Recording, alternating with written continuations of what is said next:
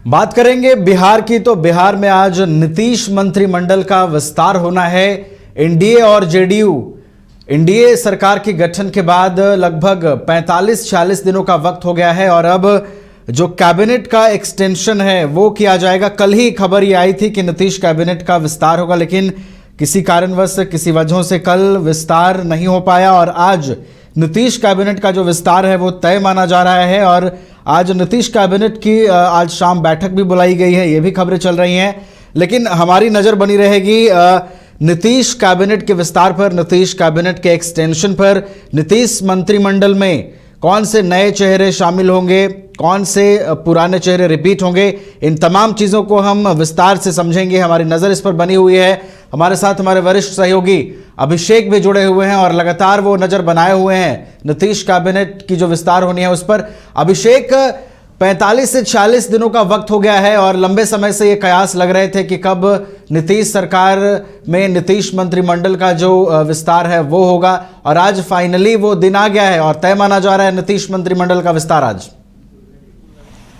बिल्कुल नवीन, देखिए तकरीबन 1.5 महीने से भी ऊपर हो चुके हैं और अभी तक सिर्फ 8 मंत्री, नीतीश कुमार के अलावा 8 मंत्री हैं और वो कार्यकाल संभाल रहे थे। पूरा जो विधानसभा का जो बजट सत्र था वो भी सिर्फ इन 8 मंत्री के सहारे ही निकाला गया। और वर्तमान में जो कई मंत्री ऐसे हैं जिनके पास 9 विभाग, 7 विभाग, 8 विभाग, इस तरह से विभाग की संख्या उनके पास है और कामकाज लगातार कहें कि काफ़ी प्रभावित हो रहा था। लेकिन आज इस बीच जो जानकारी आ गई है कि अब 3:30 बजे मंत्रिपरिषद का जो विस्तार का जो शपथ ग्रहण समारोह है वो राजभवन में होगा। इस वक्त हम खड़े हैं राजभवन गोलंबर के पास और आप यहाँ पर लगातार जो है वो सुरक्षा व्यवस्था जो है वो अब बढ़ाई जा रही है। और चूंकि राजभवन से राज्यपाल जो है वो सुबह 10:30 बजे का एक कार्यक्रम है गया में, राज्य निर्वाचन आयोग का एक प्रशिक्षण शिविर का उद्घाटन उन्हें करना था, इसलिए समय में परिवर्तन हुआ और पहले 11 बजे का समय था, लेकिन अब 3:30 बजे के करीब यह शपथ ग्रहण समारोह होगा जब वो गया से राज्यपाल अपने राजभवन लौट जाएंगे। और लौटने के जो समय है वो करीब 2 बजे के करीब है कि राज्यपाल लौट जाएंगे। तो कहें कि अब जो जानकारी यह भी मिल रही है कि जो जिन लोगों को शपथ ग्रहण में शामिल होना है, यानी कि जिन लोगों को शपथ लेना है, उनको फ़ोन जाने लगे हैं और तमाम जो जदयू के जितने भी नेता थे जो पहले भी मंत्रिमंडल में स्थान रखते थे, उनको तकरीबन सभी लोगों को फ़ोन जा चुका है, चाहे वो अशोक चौधरी हो, लेसी सिंह हो, इसके अलावा जो शीला मंडल है, सुनील कुमार हैं, जयंत राज हैं, इन तमाम नेताओं को अब फ़ोन जाना शुरू हो गया है। और रत्न सदा जिनको बाद में मंत्री बनाया गया था उन्हें भी फ़ोन जा चुका है। जमा खान जो अल्पसंख्यक कल्याण मंत्री थे उन्हें भी फ़ोन जा चुका है। और एक नया नाम जुड़ा है जदयू कोटे से, जिनका नाम है महेश्वर हजारी, जो संजय झा जब राज्यसभा चले गए और उसके जगह पर उनको मंत्रिमंडल में शामिल कराया जा रहा है। और महेश्वर हजारी पूर्व में भी मंत्री रह चुके हैं और वर्तमान में वे विधानसभा के उपाध्यक्ष के पद पर थे और विधानसभा सत्र के दौरान ही महेश्वर हजारी ने उपाध्यक्ष पद से इस्तीफा भी दिया था। इसके अलावा महेश्वर हजारी के अलावा अगर बात करें बीजेपी में कई नए चेहरों को मौका मिल रहा है और इसमें दिलीप जायसवाल जो सीमांचल के इलाके के हैं और किशनगंज उनका क्षेत्र रहा है और किशनगंज के बहादुरगंज से वो जीत के आते रहे हैं और अभी वो एमएलसी है।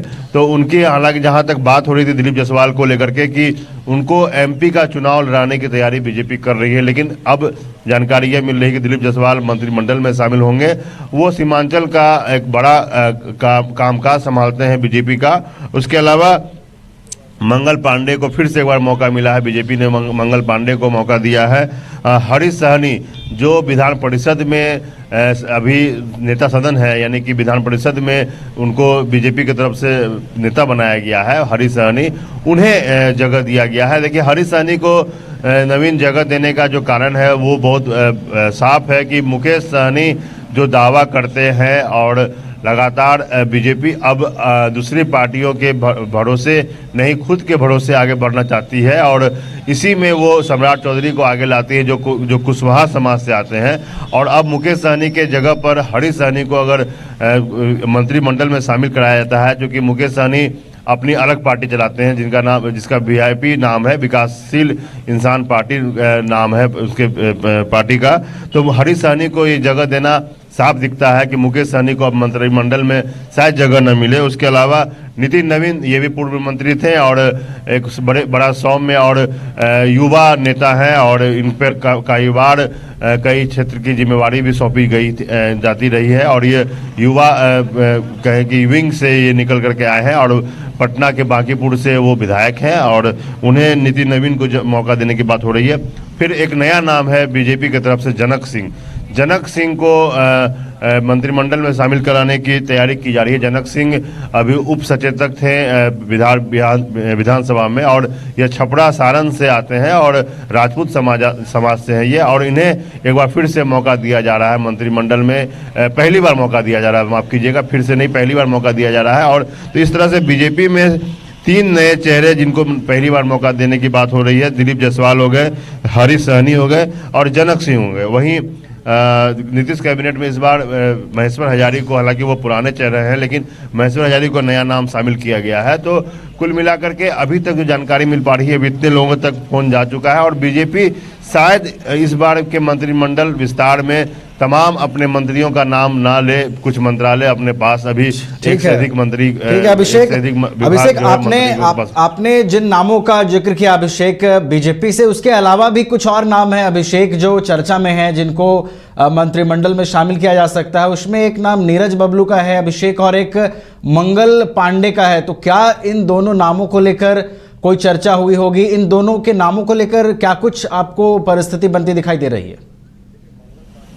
देखिए, मंगल पांडे से बात हुई है, मंगल पांडे को फोन जा चुका है निमंत्रण आज के शपथ ग्रहण समारोह के लिए, और नीरज कुमार बबलू से बात नहीं हो पाई है, लेकिन नीरज कुमार बबलू को भी फोन जाना तय माना जा रहा है और उनको भी आज के मंत्रिमंडल में शामिल कराया जाएगा। लेकिन सबसे बड़ी बात है नवीन की, इस बार जो जानकारी मिल रही है कि तमाम सभी जो जितने फुल बेंच जो मिनिस्ट्री होता है वो शायद आज ना हो और कुछ मिनिस्ट्री अभी बीजेपी अपने खाते से बचा के रखे और बाद में शपथ ग्रहण समारोह कराए। लेकिन जदयू के जो तमाम मंत्री हैं वो आज बिल्कुल शपथ ग्रहण में समारोह में आपको दिखेंगे और सभी जो मंत्री जो उनका जो जितने विभाग है और जितने मंत्री उनके यहाँ कोटे में बनना है जदयू में, वो कोटा उनका पूरा हो जाएगा। शायद बीजेपी का कोटा कुछ बचे, लेकिन जो जदयू का जो पूरा कोटा है वो पूरा कोटा आज कंप्लीट कर लिया जाएगा। जी नवीन।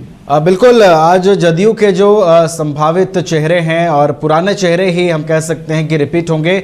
अभिषेक, हम ये समझना चाहेंगे कि जो बैठकों का दौर चला, कैबिनेट विस्तार की जो बातें हो रही थी, उससे पहले जो बीजेपी की बैठक हो रही थी, जेडीयू की बैठक हो रही थी, आखिर इतना समय क्यों लग रहा था अभिषेक? क्या नामों पर सहमति नहीं बन पा रही थी? शायद इस वजह से कैबिनेट के विस्तार में इतनी देरी हुई है।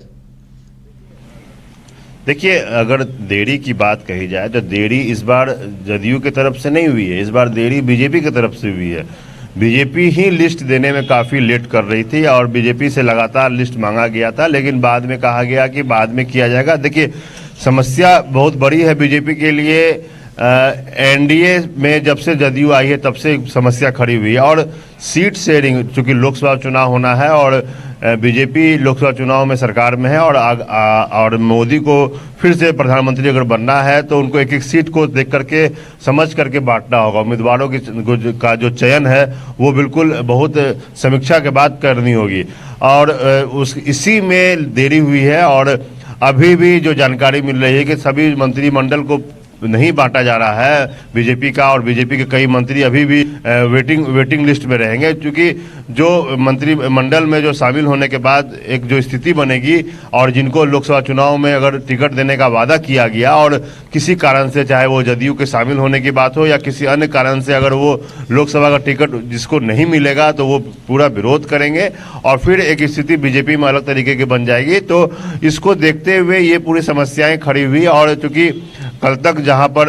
18 महीने से जदयू बाहर थी बीजेपी से के गठबंधन से और एनडीए से, और बिहार में इंडिया महागठबंधन की सरकार थी, तो नवीन इस परिस्थिति में कई ऐसे बीजेपी के नेता थे जो अपने लिए लोकसभा चुनाव का टिकट खोज रहे थे, और पार्टी ने कहीं ना कहीं उनको आश्वस्त भी किया था, और वो अपने क्षेत्र में काम भी कर रहे थे बतौर लोकसभा उम्मीदवार के तौर पर। अब जब वहाँ पर जदयू अगर वहाँ पर चुनाव लड़ेगी तो फिर वो उन नेताओं को किस तरह से एकोमोडेट किया करेगी बीजेपी, ये बड़ा एक सवाल होगा। और उसके बाद जो नाराजगी दूर जो आएगी जो लोगों की, उसको लेकर के कैसे लोग नाराजगी कैसे दूर करेंगे, इसको एक बड़ी समस्या बीजेपी के लिए है। और बीजेपी इन तमाम जो उहापोह की स्थिति है इससे निकलते हुए अपने आप को पूरी तरीके से सुरक्षित रखते हुए और मजबूती के साथ मंत्रिमंडल का जो विस्तार है वो करना चाहती थी, लेकिन जो स्थितियां हैं वो अभी बिल्कुल बेहतर नहीं है। आप एक बार देख लीजिए कि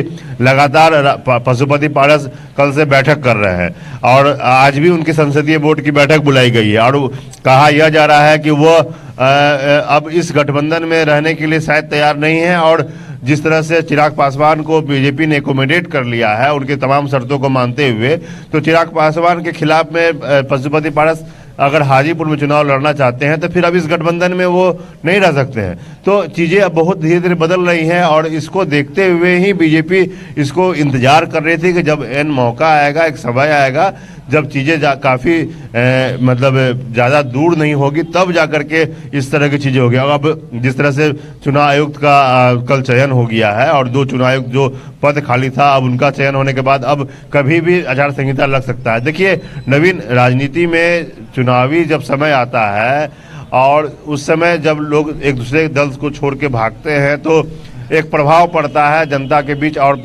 और जो उसका खामियाजा और अच्छे प्रभाव दोनों देखने के लिए मिलता है।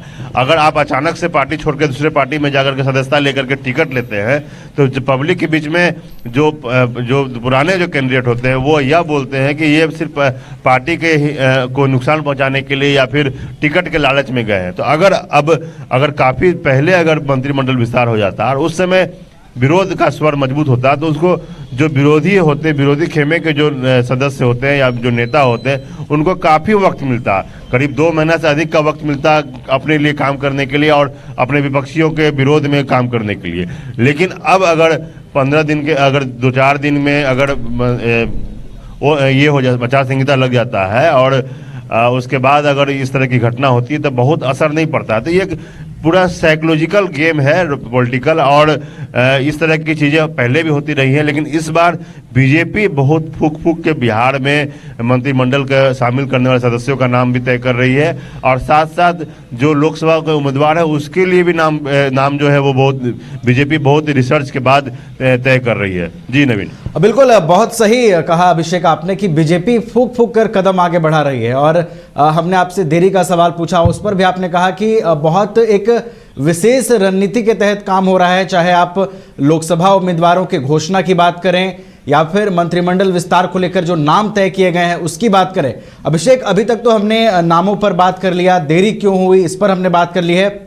अभिषेक, हम ये समझना चाहेंगे कि 2020 में हम वापस जाते हैं जब एनडीए और जेडीयू एक साथ थे, तो वहां पर जो फॉर्मूला था जिसमें क्रमशः 23 और 19 विभाग थे मंत्रियों के, क्या फिर से वो लगता है कि वही फॉर्मूला 2020 वाला, जब विभागों का बंटवारा किया जाएगा मंत्रियों को तो वही फॉर्मूला अपनाया जाएगा? बिल्कुल, देखिए जो नवीन, मैं बता दूं कि जब से नीतीश कुमार मुख्यमंत्री बने हैं 2005 से, तो वो हमेशा जो मंत्रिमंडल को लेकर के हो या फिर जो विधायकों से जुड़ा हुआ जो संख्या के बल पर जो भी चीज़ हो, चाहे वो राज्यसभा भेजने की बात हो, चाहे वो विधान परिषद या एमएलसी बनाने की बात हो, या फिर वो किसी कमेटी आयोग की बात हो, तो उसको एक फार्मूला के तहत वो करते हैं ताकि किसी तरह की समस्या ज़्यादा ना हो। आप 2020 में जब चुनाव से जीत करके जब आए थे नीतीश कुमार और बीजेपी की सरकार, और जिस फार्मूले पर विभाग बांटा गया था उसी लमसम उसी फार्मूले पर अभी फिर विभाग बांटा गया है।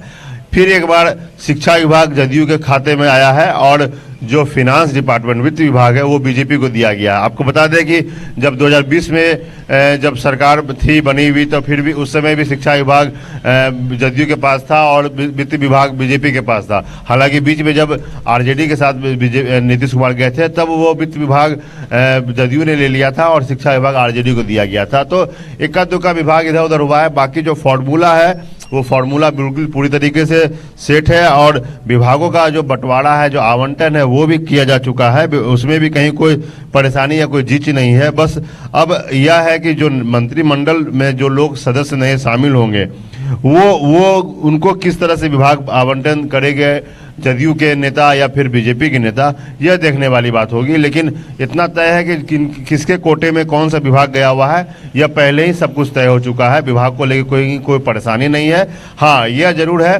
कि जिसे अब किनके पास जिस कोटे में विभाग है, यानी कि बीजेपी के पास जितने विभाग है उसमें से कौन से विभाग किसको दिया जाएगा और जदयू के पास जो विभाग है, जदयू के कोटे से किस मंत्री को कौन सा विभाग मिलेगा यह बाद में तय होगा। लेकिन इतना तय है कि यह जो विभाग को लेकर कोई जिच नहीं है, विभाग का नंबर है वो तय हो चुका है, किसके पास कौन सा विभाग है वो सब कुछ तय हो चुका है। जी नवीन, बिल्कुल सारी चीजें तय हो गई हैं और जब कैबिनेट का विस्तार होगा, मंत्री जब शपथ लेंगे उसके बाद तस्वीर जो है वो और साफ होती हुई नजर आएगी। अभिषेक, एक आखिर में एक और जानकारी लेना चाहेंगे।